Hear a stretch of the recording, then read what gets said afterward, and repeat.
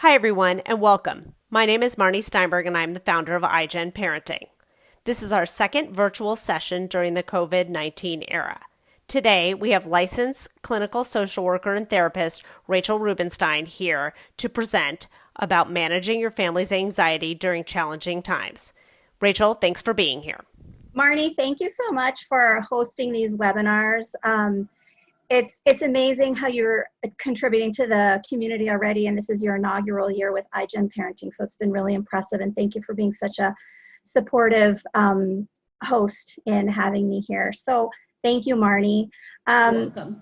Yes, and thank you everyone for joining us. I know it's usually we're together when we're watching presentations, but it's nice that we're able to be together virtually, and I really appreciate everyone taking the time. And I hope that you'll get something out of this that will help you and your families and kids. So thank you again, parents and colleagues and friends. So let's get started. My name is Rachel Rubenstein. I have been a social worker for over 20 years. The last 12 years I've been in private practice as a therapist. I'm an EMDR therapy provider. That's a trauma resolution technique. And I focus my practice mostly on adolescents and their families, adults too.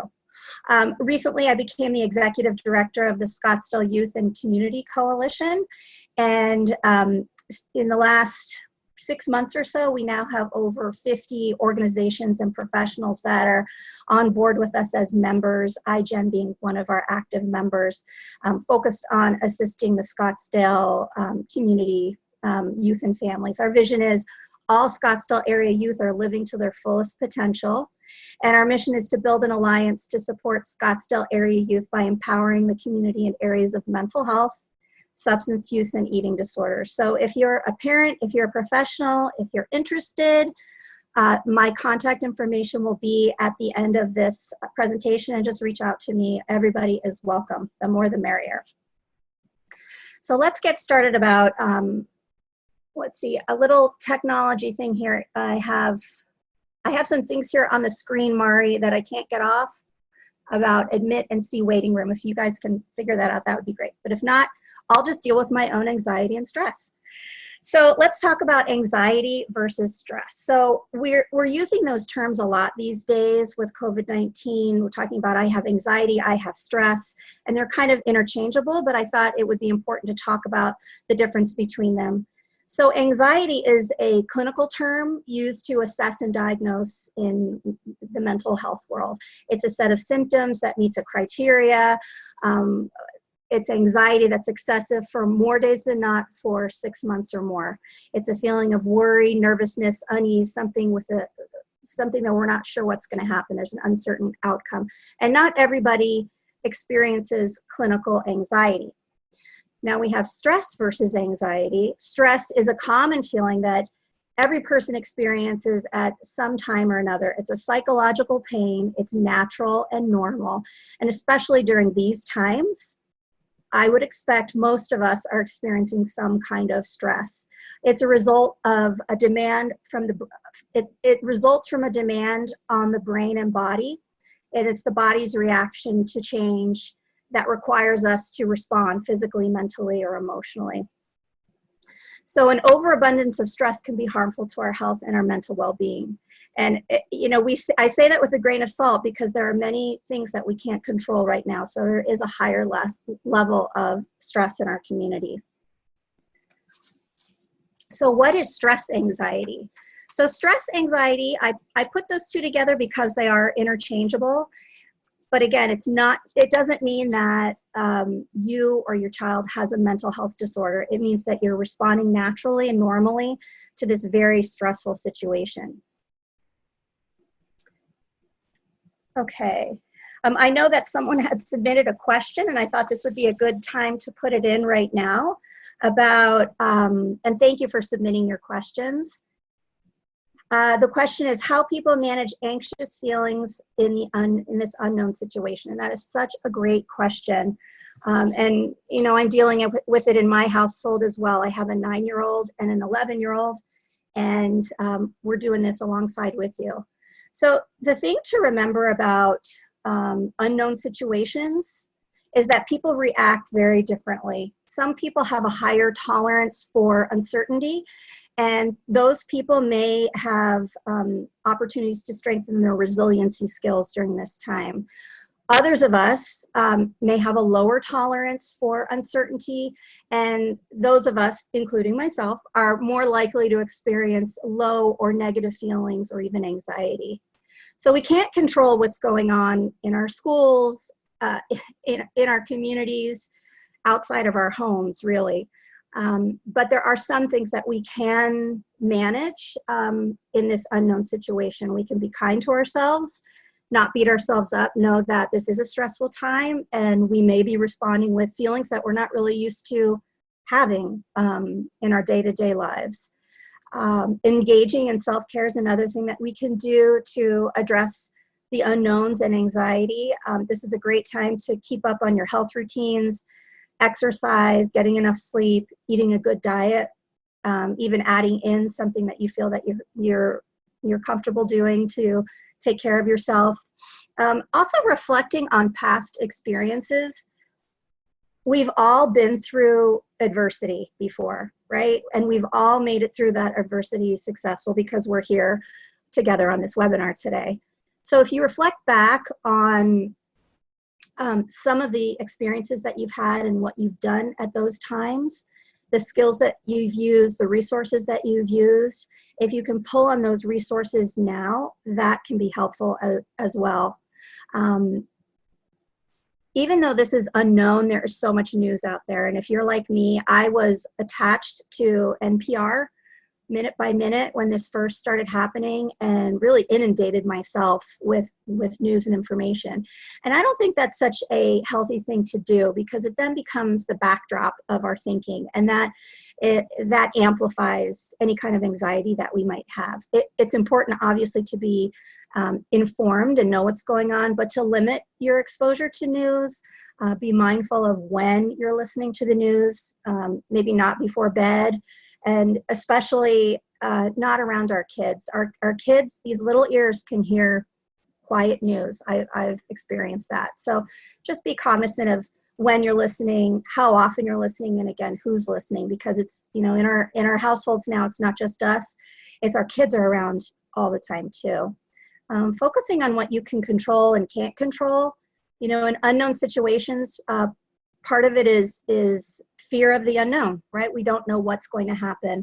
But if we look in our environment and see things that we can control, like routines, meal planning, when our kids are doing their homework or we're trying to get them to do their homework, things like that, versus things we can't control, and letting that go, not focusing on the things we can't control.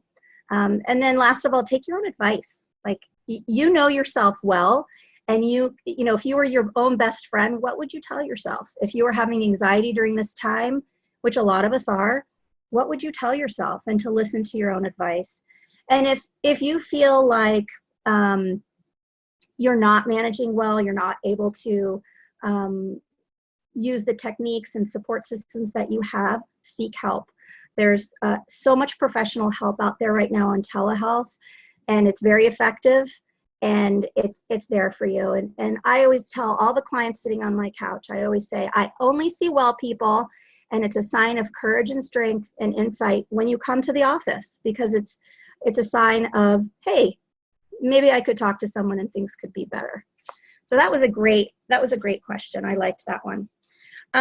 So specific to COVID-19, I've been noticing some specific stress, anxiety, stressors specific to our situation. And I use an acronym called FLIC, just to remind myself when I'm talking to people what might be going on. And FLIC stands for fear, loss, isolation, and change. So there's a lot of fear going on. We have fear of the unknown. People are dying, which is really scary. There is definitely a sense of powerlessness, and there's a lot of things to be scared of right now. So I get that. There are things we can do to abate that fear, but fear has been a common report from clients I've been working with and friends. Loss. There's loss for adults and there's loss for kids. For the adults, we don't have our workspaces, we don't have our friend community, we don't have our routines. There's a lot of loss with how our current environment is. We also have ambiguous loss, which I think is worth talking about. I know for my kids, they were looking forward to science fairs and soccer games and graduations and end of year parties, which, sometimes could seem like, well, I have this issue with my job. That seems like not such a big deal. For them, it is a big deal. And I think it's important to be cognizant that our children are experiencing loss of connection with their friends and activities. And then there's isolation. Human beings are not meant to be isolated. We are meant to be with other people.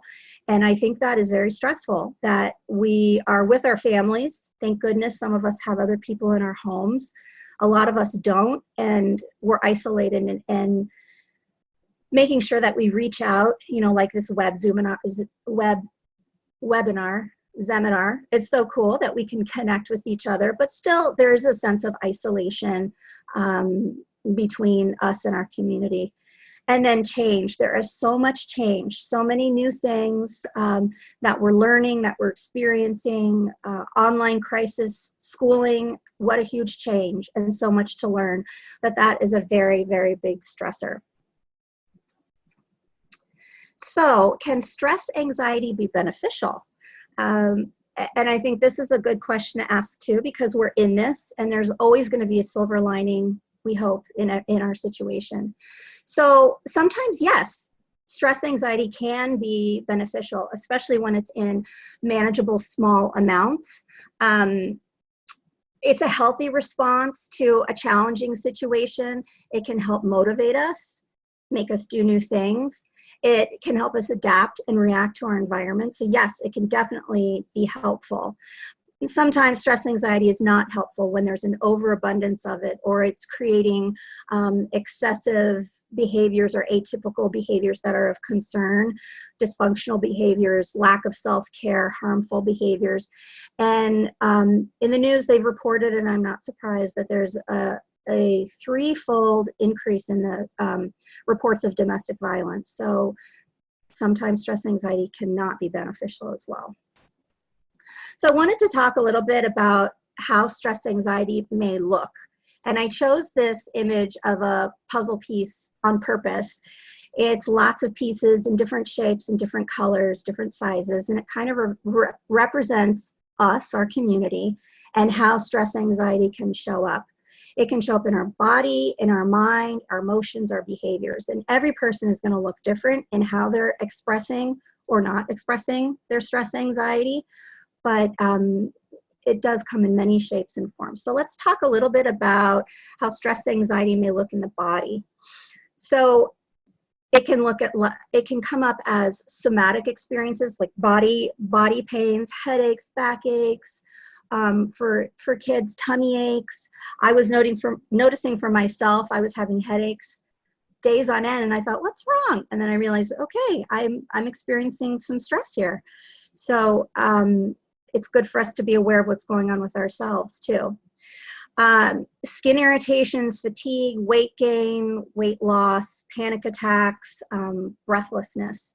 And these are just a few. We all may experience them in different ways, but these are kind of the ones that I've been hearing more of lately. Someone sent in another question that I thought would be good to talk about here about routines and the importance of routines. And when we have routines and structure, it helps us and our kids know what to expect. When we know what to expect, we're calmer. I know I'm working on this in my own house as we speak, and I notice that when I implement something that's known and expected, that routine becomes wanted and becomes a way for us to kind of manage our day and manage our anxieties too. I thought that was a great question. Stress anxiety may look in the mind, worry and fear, of course, catastrophizing. So catastrophizing is a natural thing that many people do. It's taking a difficult or terrible situation like COVID-19, taking that situation and making it even bigger, making it into a catastrophe. Bigger, larger, more than it actually is. And it's a natural thing for us to do that, and it's something to be aware of. In the mind, we can also have negativity, muddled thinking, poor decision making or indecision, impaired judgment, nightmares, and ruminating. And nightmares, I think we can see that a lot in our younger kids, maybe an intensity or an increase in the frequency of nightmares. Okay. There was another, you guys have great questions. There was another question about lack of motivation, and I think that is universal right now. I think someone had asked, what do I do about my child who has a lack of motivation for getting schoolwork done, doing things when they're supposed to get them done? And I think that a lot of us are experiencing that. I believe that the case for low motivation is because we're in such a different experience. We don't have our same social outlets. We don't have our same activities during the day. There's a lot more anxiety, and there's a lot more distractions. TV, iPad, lack of structure, I think, is a distraction as well. So I think what to do with that is to, if it's with your child, and your child is maybe a teenager or older, able to really think through thoughts and ideas, is to come at it with curiosity and just say, hey, I've noticed that you're staying up really late at night and sleeping really late in the day, and I have some concerns. What's going on? And see what they say. This is a more deep conversation. So I think if you see that your child or yourself are having a lack of motivation and it's impairing your daily activities, that would be a good time to reach out for some additional professional help to have a deeper conversation about that. I wanted to also note about emotions that some of our kids will respond atypically. They may say that they may be quieter or more of a people pleaser and may not be expressing signs of anxiety, and we need to pay attention to our quieter kids too. I also think it's interesting, some of the kids I've been talking to have less stress about school because they're not going to school and their anxiety is less and they feel relief. I think that's interesting. I'm going to do one more question and I'll talk about the slide. We had someone ask about a younger child being scared to go to sleep at night and what to do about that. And again, that is a great question. I have a 9-year-old and an 11-year-old. I won't name names, but I do have a child who has some issues with sleeping at night. And my thought on that is regressive behaviors are very natural when we're in an uncertain time and when there's amplified fear. So if your child is reverting back to excessive clinginess or reassurance or wanting you to snuggle in bed or even sleep with them in bed or sucking their thumb or bedwetting, you know, it's something to take note of, but I don't think it's something to necessarily be of serious concern, because it's natural to regress in your behaviors when you're experiencing adversity, and that is definitely what we're experiencing now. So anxiety in our behaviors, defiance, anger or aggression, outbursts, loss of appetite, increase in appetite, trouble sleeping, the reassurance seeking or clinginess, which I feel is a very natural response to fear and anxiety, because when we're feeling insecure, we look to security, which is usually our parent or our loved one, and restlessness. In our older kids, especially our teenagers, to take a look at high-risk behaviors. Some of our kids, unfortunately, are vaping or smoking or drinking or drugging. And I think this is the time to not ignore those potential behaviors, but really pay even more attention to them. Because even though our kids are sheltering in place, kids are smart and resourceful, and I think these things are still happening. So One of our board of directors at the Scottsdale Youth and Community Coalition is the director of the ASAP program, the Adolescent Substance Abuse Program, and they recommend that you start drug testing your child at 12 years old. And when I first heard it, I thought it was young, but I now believe in it thoroughly, that it's a helpful aid to our kids, and that we don't want to ignore some of their dysfunctional stress relieving behaviors even now. So, how to help your families. Okay, I think there was another question at this point too. This question was, you guys sent great questions. When to be concerned about anxious feelings or behaviors? So, as I said before, anxiety is a normal and natural response. I think being concerned when the behavior or emotions are extreme, dysfunctional, or harmful. So when I'm talking with someone and I start thinking of the words, or I hear them saying words describing their kids, about the behavior is extreme or excessive, prolonged, intense, lots of difficulties or significant difficulties, it's frequent, multiple, inability, those kinds of descriptive words to me are red flags when I get a little bit more concerned about someone's anxiety. When I talk about dysfunctional behavior, I mean, are you able to carry out your daily activities? Is your child able to carry out their daily activities? And yes, they may be in their PJs longer than you'd like. I'm talking more, are they able to do basic hygiene, eating, doing the schoolwork that is required of them, and just handle the daily problems and stress of the day. And then harmful behaviors are unsafe behaviors, and those are risky behaviors like using drugs or alcohol, thinking about harming oneself, and thinking about suicide or death. So those are like the big red flags. And I always tell parents, I'd rather you be safe than sorry. So if you have any concern about yourself, any concern about your child, reach out for help. Consult with someone and get someone else's opinion, either a friend or a professional. Because when we seek to talk to other people, we usually get fresh ideas, new perspectives, and definitely the reassurance on that.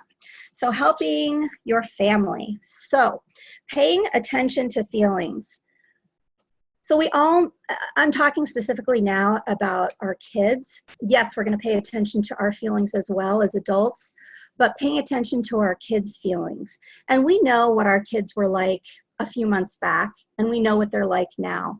So it's looking for those changes in feelings. If your child has been in counseling, I would suggest they continue with telehealth. Distance therapy, it works phenomenally well, surprisingly well. My clients and I are actually really enjoying it, but this is the time that feelings are in the forefront, and this is a time to focus on feelings. It can actually be a learning opportunity too. So encouraging conversations about feelings. I think conversations should take place frequently, not just once. It doesn't have to be a formal sit down, but maybe at night when you're getting ready for bed, or you have a quiet moment during the day. How's it going with this whole virus thing? Ask your kids, see what they say. And with our younger kids, this is really an opportunity for us to help them label what they're feeling, because our younger kids are more able to express themselves behaviorally versus articulate, I feel sad, I feel nervous, all those kinds of descriptor words. So that's one of the silver linings, that this could be a learning opportunity for you to bond with your kids and teach them some social emotional skills. Moments of manageability. So I like this one because, and what I mean by that is looking at what you can control, what you can't control, what you can manage, what you can't manage. Creating projects, creating routines, creating structure. Baking has been super great for my kids, kind of starting with chaos and ending up with something delicious and something they can be proud of. Seems small, but it actually, I think, is quite beneficial for kids to be able to have something that they can start and finish. And then self-care. Definitely, you have to take care of yourself as the parent first. Us as adults, we have to take care of ourselves first, or no one's going to take care of us, and we're not going to be able to take care of anybody else. So we definitely need to focus on our self-care and having healthy boundaries. I had someone say, I feel guilty wanting to have alone time. And to me, alone time is part of healthy boundaries. Yes, as human beings, we're not meant to be isolated, but we're also not meant to be in social situations all the time. I think if you need quiet time, take it and communicate that clearly and kindly with your kids. And I think kids need quiet time too. So that is what I mean by healthy boundaries. You can help your family by participating in joyful activities, playing games, doing something new with your family that keeps you safe, in your home. We have the limitations of our home in many cases, but we could plant a garden or play board games or start doing projects together, but things that are fun. And you can also learn something new. Maybe you want to learn to play the guitar or teach your child how to knit or something new. That, again, is helping your family, and it could be a silver lining in all of this. My biggest takeaway in helping your family is tending to your mental health needs. That we have our physical health and we're doing as much as we can for our physical health, but we also really do need to focus on and understand that this is a time of amplified anxiety and stress and negative emotions, and that our mental health needs some care as well. As parents, we set the tone for our kids. So again, taking care of yourself, you're going to show them, oh, okay, mom's taking care of herself, dad's taking care of himself. All right, I can do this. This is going to be okay. It's going to be all good. Okay. Are there any questions that have come in, Marnie? Yes, Rachel, so I was going to hop in. This one has come in a few times, and we also saw this before the session. What are some of the warning signs in kids for anxiety? So when you start to see it and really address it as being more of a mental health situation rather than just behaviors that they're having in response to COVID-19. That's a great question. It's kind of a scary question too. We want our kids to be well, and we're all under extra stress and anxiety, but it's important to also be aware when it is a concern and when to seek help. So we touched on this a little bit before, but I'm glad that someone asked that, because it's super important to be able to tend to our kids when they really need us. So as I said before, younger kids don't have the skills yet to be able to talk through necessarily, and I'm talking our younger kids, maybe 6, 7 and younger. Depending on your child. So for younger children, they're going to be showing their stress and anxiety in behavioral ways. And again, it's the excessive and frequent presence of the nightmares or excessive regressive behaviors or hyperactive behavior or the frequent disobedience or frequent aggression or high aggression. Again, if you're concerned, you reach out and you consult with someone. I think in our older teens, the use of substances is a real concern, and I would continue drug testing. Thinking about self-harm, seeing any signs of cutting is a significant red flag, and you definitely need to reach out to deal with that. And again, the inability to carry out daily activities. So as parents, we know our kids best, right? But we need to also be aware of how their behaviors have changed during this time and be able to assess when they're going to need additional help. Does that answer that question? Okay. So we need to manage our own stress. Again, we're the role models.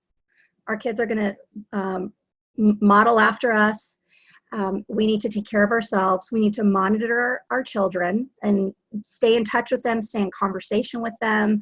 And again, this is a time when we have a lot of time with them, so we can be more in touch with them and then know when to seek help. And again, I'd rather anybody be safe than sorry. I will talk about some resources at the end of this presentation. I always say to parents, reach out. Again, It can't hurt to reach out and talk to somebody. So I'd like to talk specifically about a few tools for managing stress and anxiety. My daughter helped me pick this picture out, and it makes me feel calm and happy. There's lots of ways to decrease our stress and anxiety. These are just a few. I love looking at beautiful pictures. I'm going to talk through just a few briefly. I'm going to take you through one at the end to help decrease anxiety for yourselves and for your kids. So the biggest premise in managing stress anxiety is when we are bringing awareness to our body and our surroundings, it helps us to be present and mindful, increasing calm.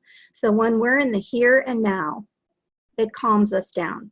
We're not in the past worrying about what happened or how it went, and we're not in the future catastrophizing or ruminating or worrying about what will be. We're here in the present moment. So a few of my favorites. This one is great for younger kids. It's called rainbow orienting, and it's great because it's all about the rainbow. So you can, if your child is super young, you can do this with them and say, hey, let's do this together. And what you do is you find 3 things in your space that are red. You find those things. Then you go through the colors. You find 3 things that are orange and so forth. And it's great for little kids because it's kind of fun to find different colors. And I like it as an adult as well. This is a tool called grounding.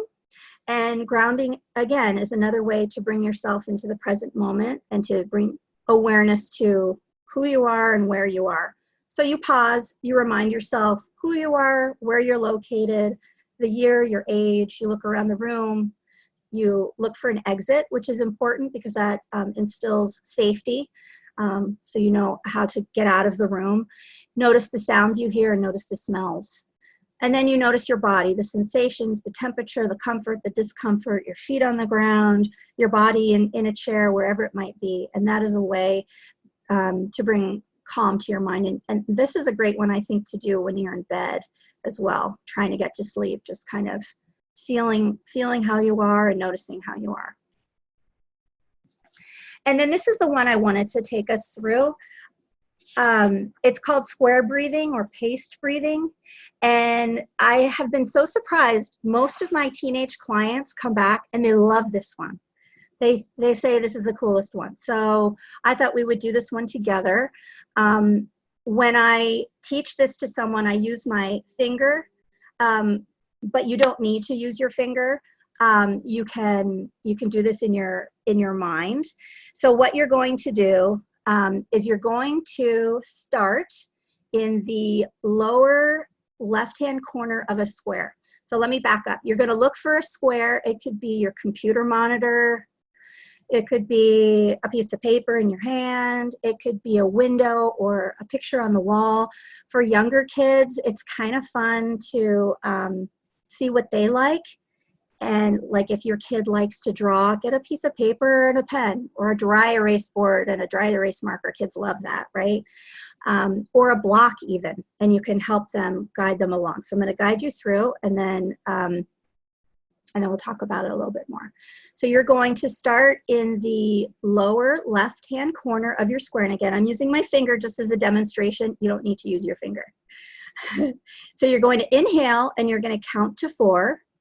1, 2, 3, 4. And you're going to track it with your eyes. So you're going to follow your eyes as you go up the side of the square.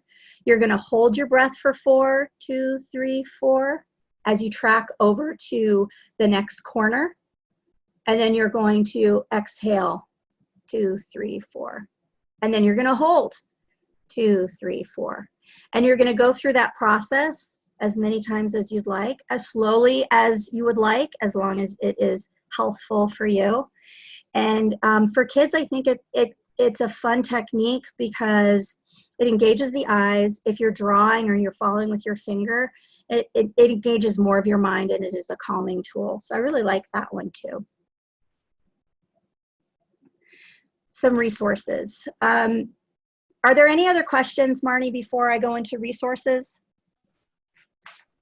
Yes, one other question that we've seen, and actually more than just during the session in advance. What are some of the possible side effects as we transition out of this situation that we're in right now as it relates to anxiety? So what can we kind of look ahead and see where we're going to be with our mental health? That's an interesting question. We've never been through this experience before.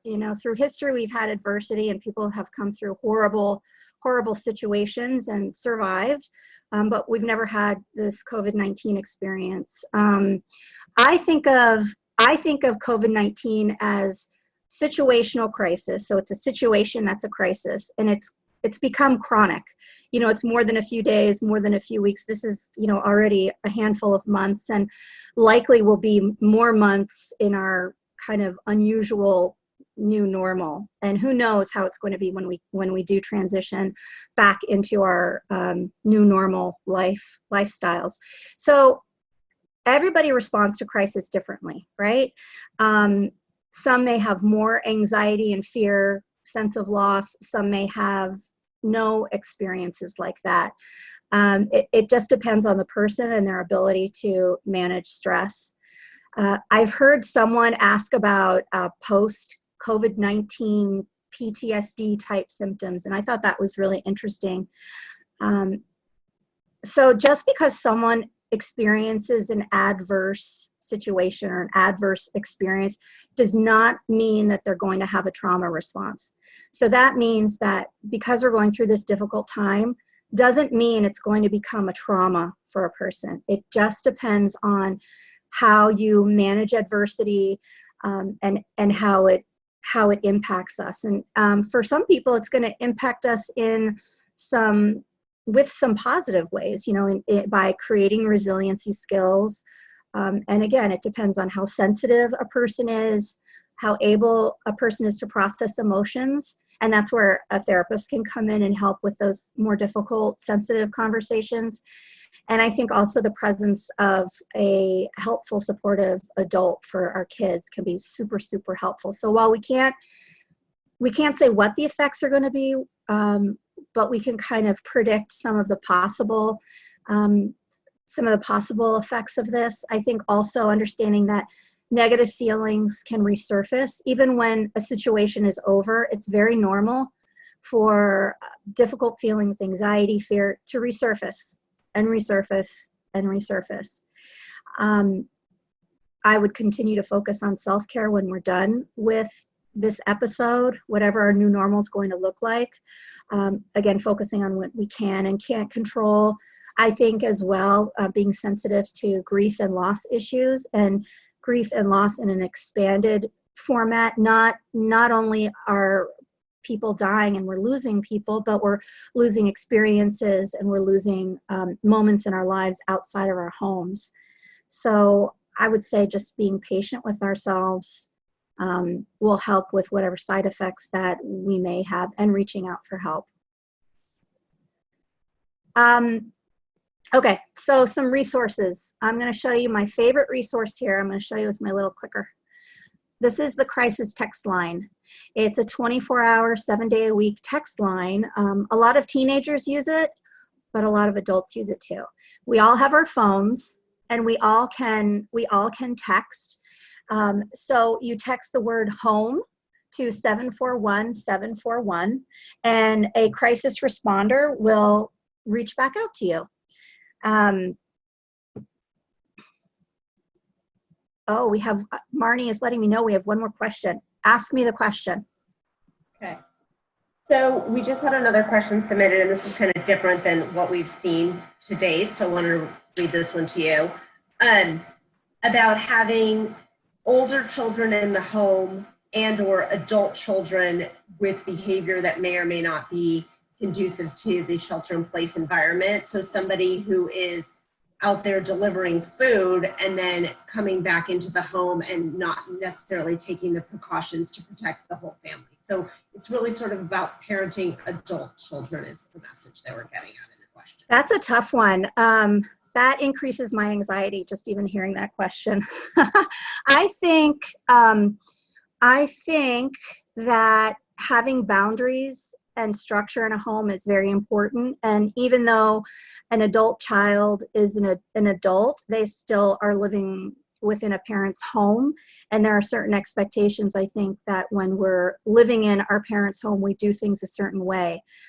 I think having a candid conversation about fears of, this is what I'm seeing, these are my concerns, and let's work this out and try to come up with some conflict management, because I think that is probably an incidence where there's some pretty high conflict, because we're losing our freedoms, especially our older kids and our adult kids. 3 months ago, our teenagers or our adult children, I don't have adult children, but adult children, could just go out in their cars and go see a friend or go to the movies. And we don't have that anymore. And I think there's kind of a backlash in wanting to do those things and how that comes out in behaviors. So I would say that would be a deeper conversation to have with that adult child, because it comes down to boundaries and respect in my point of view. I hope I answered that one okay. So the other resource I wanted to share was the Scottsdale Youth and Community Coalition. Our new website is going live, I believe, tonight, and you can check that out. There's lots of resources there, and wonderful, amazing professionals and organizations like iGen Parenting are on there with wonderful information. I hope you found today's session informative. Please share it with friends and family. Also, to keep up with iGen Parenting, follow us on Facebook and Instagram.